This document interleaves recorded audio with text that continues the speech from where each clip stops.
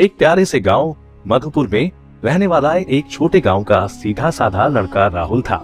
गांव के लोगों का व्यवहार और रीति रिवाज राहुल को बहुत पसंद थे। एक दिन राहुल और उसके दोस्तों ने फैसला किया कि वे गांव के आसपास के जंगल में खेलने जाएंगे। ये जंगल बहुत ही खूबसूरत था, जहां हर तरफ हरा भरा पेड़ पौधे, प्रकाशित सूरज की किरण और प्यारे प्यारे जीव जंतु थे।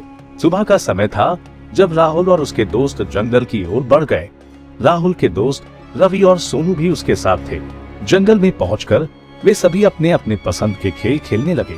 रवि और सोनू चिड़ियों की आवाज सुनकर खुश होते हुए उनके पीछे दौड़ते हुए एक पेड़ से दूसरे पेड़ तक कूद रहे थे।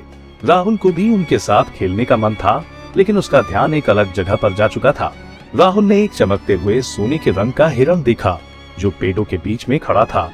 उसकी आंखों में चमक थी और उसके सोने के रंग के सींग बेइंतहा खूबसूरत थे। राहुल को ऐसा लगा जैसे वो हिरण उसे बुलाने के लिए खड़ा हो।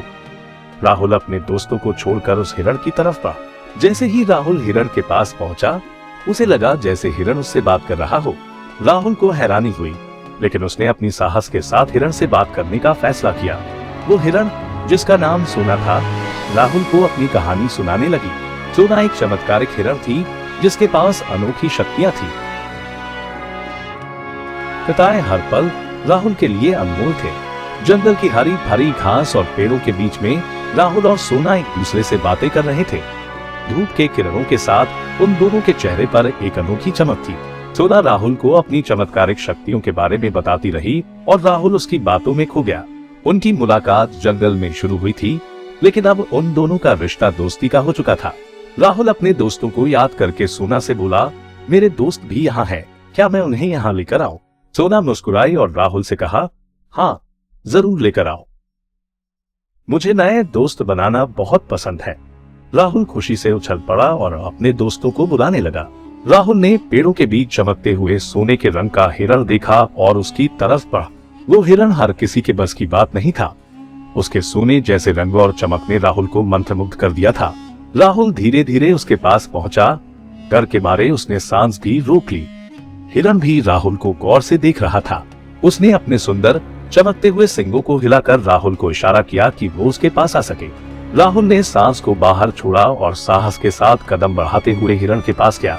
नमस्ते, मैं राहुल हूँ।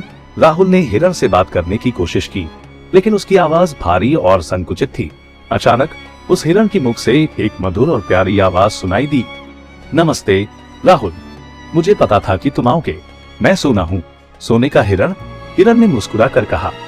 राहुल हैरान रह गया। वो कभी सोचा भी नहीं था कि एक हिरण बोल सकता है। तुम चिंता मत करो, मैं तुम्हें कोई नुकसान नहीं पहुंचाऊंगी, हम दोस्त बन सकते हैं, सोना ने कहा। राहुल ने सोना की आवाज सुनकर विश्वास कर लिया। उसने अपने हाथ आगे बढ़ाकर सोना के माथे पर प्यार से सहलाया। सोना ने अपनी आंखें बंद करके उसके प्यार को महसूस किया और फिर कहा, राहुल, मैं तुम्हें एक राज बताने वाली हूँ। मैं एक चमत्कारिक हिरण हूँ और मेरे पास एक खास शक्ति है। राहुल की आंखें बड़ी हो गई थी। उसने सोना से पूछा, क्या शक्ति है वो? सोना ने अपनी नाक से हवा में एक छोटा सोने का टुकड़ा पैदा किया और राहुल के हाथ में दे दिया। यह देखो राहुल, चाहूं तो सोने के टुकड़े बना सकती हूँ, लेकिन यह शक्ति सिर्फ सही उद्देश्य के लिए इस्तेमाल की जानी चाहिए। राहुल ने सोना के इस चमत्कार को देखकर समझ लिया कि सोना सचमुच खास थी। उसने सोना से वादा किया कि वो उसकी शक्ति का गलत इस्तेमाल नहीं करेगा और उससे हमेशा मदद मांगेगा। दोनों ने दोस्ती की और एक दूसरे से बातें करते हुए जंगल में घूमने लगे। सोना ने राहुल को कई अनोखे स्थान दिखाए और राहुल ने उसकी कहानियां सुनी। इस तरह राहुल और सोना की मुलाकात हुई और वे एक दूसरे से गहरी दोस्ती जोड़ बैठे। सोना ने राहुल को अपनी चमत्कारिक शक्तियों का सही इस्तेमाल सिखाया और राहुल ने अपने गांव वालों के लिए उन शक्तियों का लाभ उठाने का विचार बनाया। लेकिन उसने हमेशा याद रखा कि सोना ने उसे सही उद्देश्य के लिए शक्ति का इस्तेमाल करने को कहा था। एक दिन राहुल और सोना जंगल के बीच एक बड़ी झील के किनारे घूम रहे थे। झील का पानी इतना शांत और साफ था कि आसमान और आसपास के पेड़ों का प्रतिबिंब पानी में साफ दिखाई दे रहा था। सोना ने राहुल से कहा, राहुल, ये झील बहुत खास है। इस झील के पानी से हम गांव वालों की प्यास बुझा सकते हैं और उन्हें स्वस्थ रख सकते हैं। राहुल ने सोना की बात सुनकर सोचा कि यह मौका है अपने गांव वालों की मदद करने का। सोना, क्या तुम इस झील के पानी को सोने के टुकड़ों में बदल सकती हो? हम उन टुकड़ों को बेचकर गांव वालों की जरूरतों को पूरा कर सकते हैं। राहुल ने सोना से पूछा। सोना ने सोचा और कहा, राहुल, मैं कर सकती हूँ, लेकिन हमें ध्यान रखना होगा कि हमारी शक्तियों का इस्तेमाल सिर्फ अच्छे कामों के लिए हो और हम लालच में न पड़ जाएं। राहुल ने सोना से वादा किया कि वह उसकी शक्तियों का सिर्फ अच्छे उद्देश्य के लिए इस्तेमाल करेगा। राहुल और सोना ने मिलकर झील के पानी को सोने के टुकड़ों में बदला और उन टुकड़ों को गांव में बेचा। गांव वालों ने बहुत खुशी महसूस की और उन्होंने अपने गांव में सुख सुविधाओं के लिए पैसे का इस्तेमाल किया।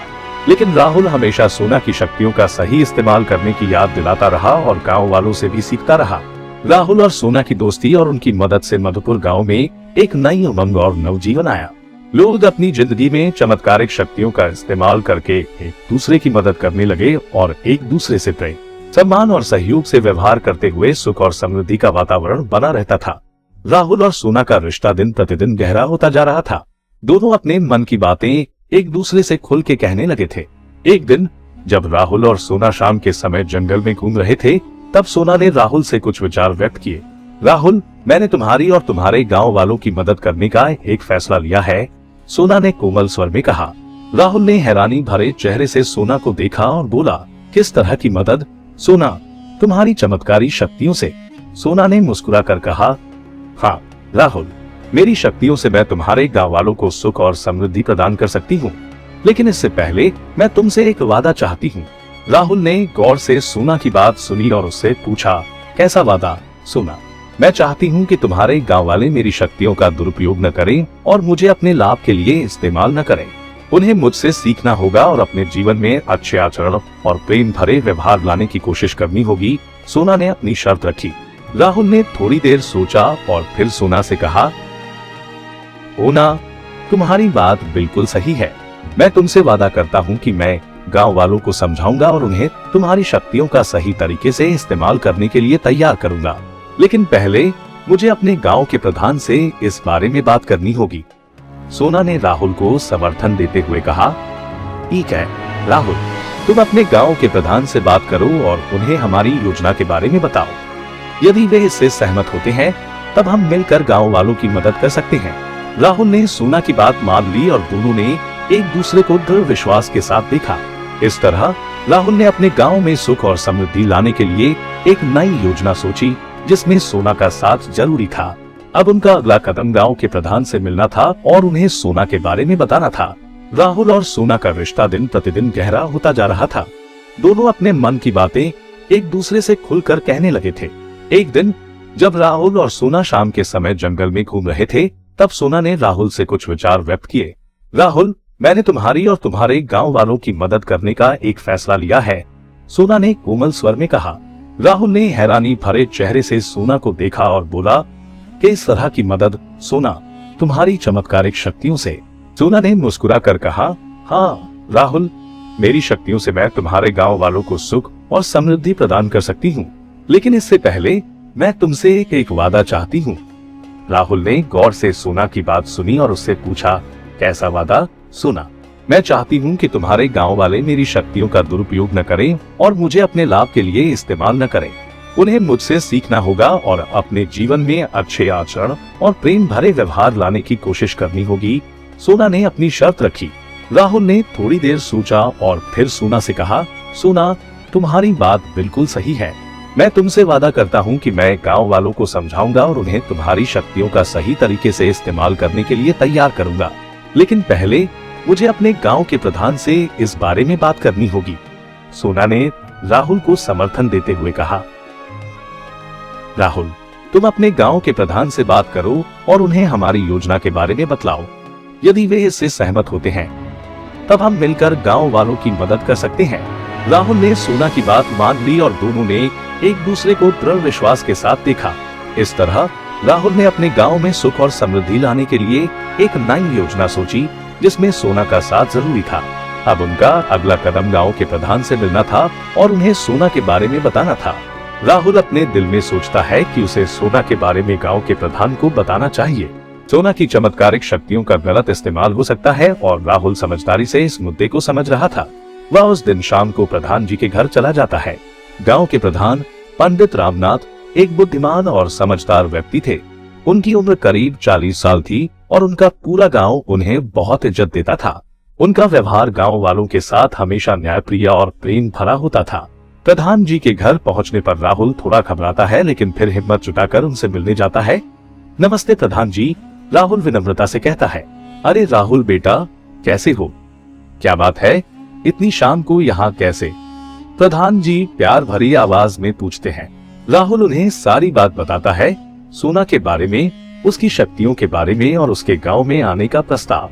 प्रधान जी ध्यान से सुनते हैं और फिर कुछ देर सोचते हैं।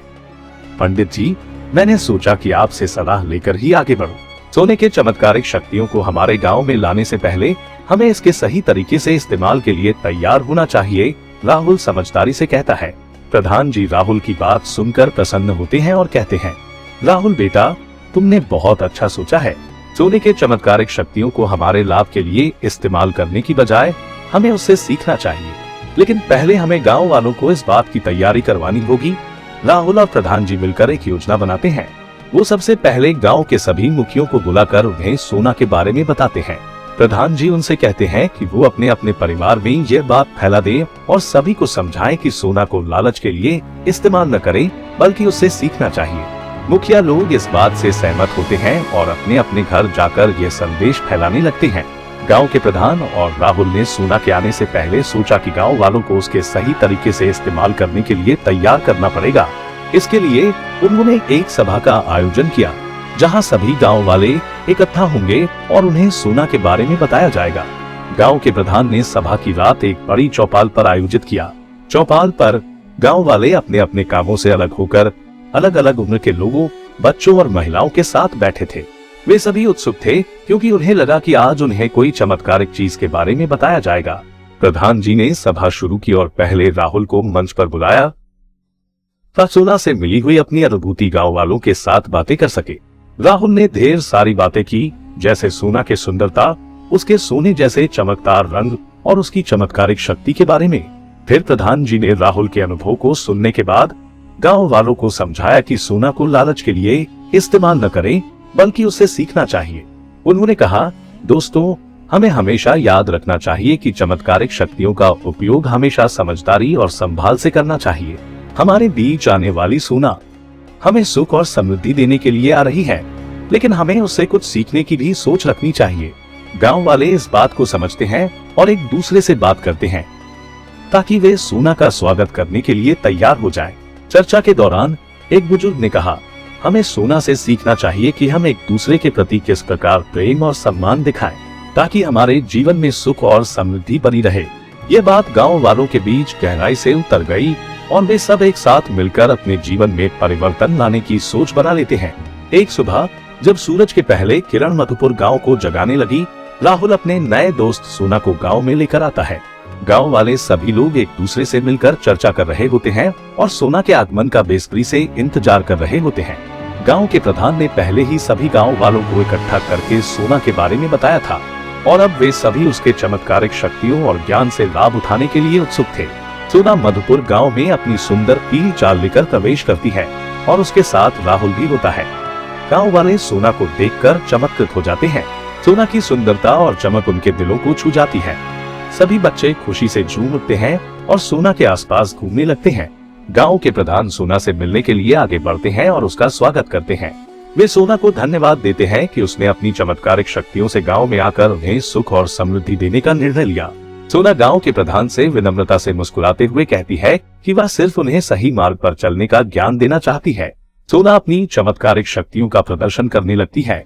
पहले वह गांव के खेतों में फसल उगाने की शक्ति दिखाती है, जिससे गांव वाले अनाज और फल सब्जियों में समृद्धि पाते हैं। फिर वह गांव के जंगलों में जीवन संवर्धन करने की शक्ति दिखलाती है, जिससे गांव वालों को कष्ट और औषधि उपलब्ध होने लगती है।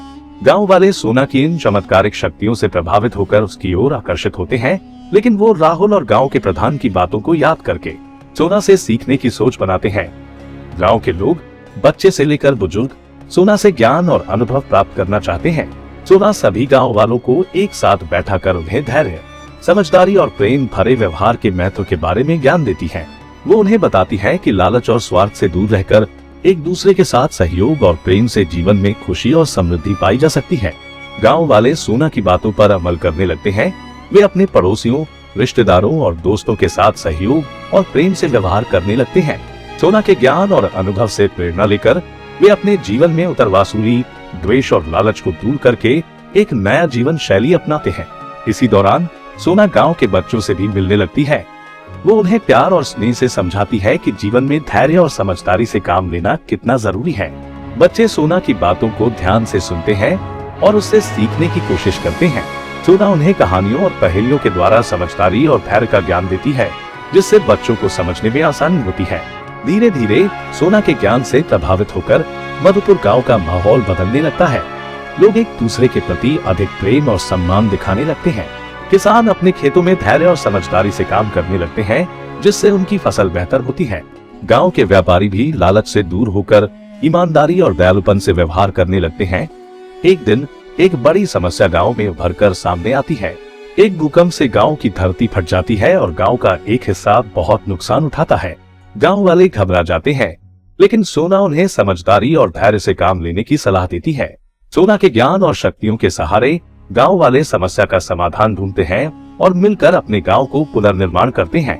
यह अनुभव गांव वालों के लिए एक आंख खुलने वाला पल होता है। वे समझते हैं कि धैर्य, समझदारी और प्रेम से जीवन के हर संघर्ष का सामना किया जा सकता है। गांव के लोगों ने सोना के चमत्कारिक शक्तियों को अपने लाभ के लिए इस्तेमाल न करके उनसे सीखने का निर्णय लिया, जिससे उनका जीवन बदला और वे एक दूसरे के प्रति अधिक प्रेम और सम्मान दिखाने लगे। सोना के ज्ञान से प्रभावित होकर मधुपुर गांव में एक नई उमंग और नवजीवन उभर कर सामने आता है। लोग अपनी जिंदगी में सीखे गए सबको अपनाते हैं और एक दूसरे के साथ प्रेम, सम्मान और सहयोग से व्यवहार करते हैं। गांव में सुख और समृद्धि का वातावरण बना रहता है और सोना का ज्ञान उनके दिलों में सदैव जीवित रहता है। गांव के हर कोने में सोना के चमत्कार की कथा सुनाई जा रही थी। लोगों ने अपने दिलों में सोना के लिए जगह बनाई थी और सोना भी उनके प्यार को समझती थी। राहुल और गांव के प्रधान ने धीरे धीरे देखा कि सोना ने गांव वालों को कई सटीक सबक सिखाए हैं और उनके जीवन में गहरा परिवर्तन ला रही है। एक दिन मधुपुर गांव में भारी बारिश हुई, जिससे फसल और अनाज के खेत नष्ट हो गए। गांव वाले परेशान हो गए और सोचने लगे कि अब उनका क्या होगा। पर सोना ने अपनी चमत्कारी शक्ति का इस्तेमाल करके खेतों में फिर से अनाज उगाने में मदद की। इस बार गांव वाले समझ गए कि सोना ने उन्हें एक और सबक सिखाया है, साहस और समर्पण का। गांव के बच्चे भी सोना के साथ खेलते और उससे सीखते थे। एक दिन बच्चों ने एक पेड़ पर चढ़कर फल तोड़ने की कोशिश की, पर उनमें से एक लड़का ने बैलेंस खोकर गिर जाने का खतरा झेला। सोना ने अपनी चमत्कारी शक्ति से उसे पकड़ लिया और उसे बचा लिया। इस घटना ने बच्चों को सुरक्षा और समझदारी का महत्व समझाया। दिन बीतते गए और गांव वाले सोना से और भी सबक सीखते गए। वो समझ गए कि असली सुख और समृद्धि उन्हें अपने अच्छे आचरण और प्रेम भरे व्यवहार से ही मिलेगी। गांव में एक नई सोच उभरी, जिसमें लोग एक दूसरे की मदद करते, साथ रहते और एक दूसरे के दुख सुख में भाग लेते थे। राहुल और गांव के प्रधान ने एक सभा बुलाई, जिसमें उन्होंने गांव वालों से पूछा कि क्या उन्होंने सोना से सीखने का निर्णय सही लिया था। गांव वाले एकजुट होकर बोले कि हाँ, उन्होंने सही निर्णय लिया था और अब उनका जीवन बदल गया है। सभा में एक ऐसा माहौल था जिसमें हर किसी के चेहरे पर खुशी और आभार चमक रहा था। इस कहानी सोने का हिरण के अंत में हमने देखा कि मधुपुर गांव के लोग सोना से कई अनमोल सबक सीखते हैं। उन्होंने समझदारी, धैर्य, साहस, प्रेम और सहयोग की महत्ता को अपने जीवन में शामिल करके अपने जीवन को बेहतर बनाया। सोना के जाने के बाद भी गांव वाले उनसे सीखे गए सबकों को याद रखकर एक दूसरे के साथ प्रेम, सम्मान और सहयोग से व्यवहार करते हैं। गांव में सुख और समृद्धि का वातावरण बना रहता है। इस कहानी से हमें यह सीख मिलती है कि धैर्य और समझदारी हमारे जीवन में बहुत जरूरी है और हमें हमेशा सोच समझकर कदम उठाना चाहिए।